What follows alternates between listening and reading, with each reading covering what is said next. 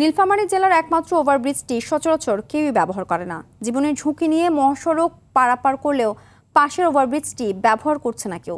পথচারীরা বলছেন নিছক অবহেলার কারণে, আবার কেউ বা বলছেন সঠিক জায়গায় না হওয়ার কারণে এটি ব্যবহারে কারো আগ্রহ নেই।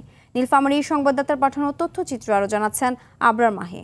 কালার এক্সপার্ট ডার্ক স্যাপ এবং মাইল্ড অন হ্যান্ডস টেকনোলজি সমৃদ্ধ অরিক্স অ্যাডভান্স ডিটারজেন্ট পাউডার আপনার লন্ড্রি এক্সপার্ট।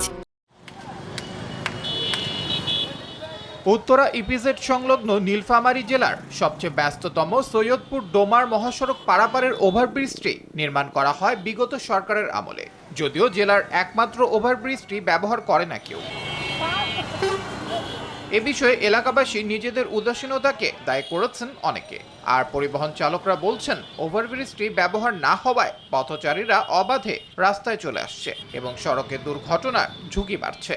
আমরা নিজস্ব হ্যাসকারির জন্য আমরা নিজের জীবনে ঝুঁকি নিয়ে রাস্তা পারাপার করতেছি। সৈয়দপুর থেকে আপনার ওবদা থেকে নীলফামারী পর্যন্ত অনেক দুর্ঘটনা ঘটে এই রাস্তাটায়। নিজ চলাফেরা করে, সামনে দিয়ে দৌড় দেয়, গাড়ি ঘোড়া চালাতে পারি না, অ্যাক্সিডেন্টের ভয় থাকতে পারে। জেলা প্রশাসন ও জেলা পুলিশের সমন্বয়ে সড়কে শৃঙ্খলা ফেরাতে কাজ চলছে বলে জানায় সড়ক ও জনপথ বিভাগ।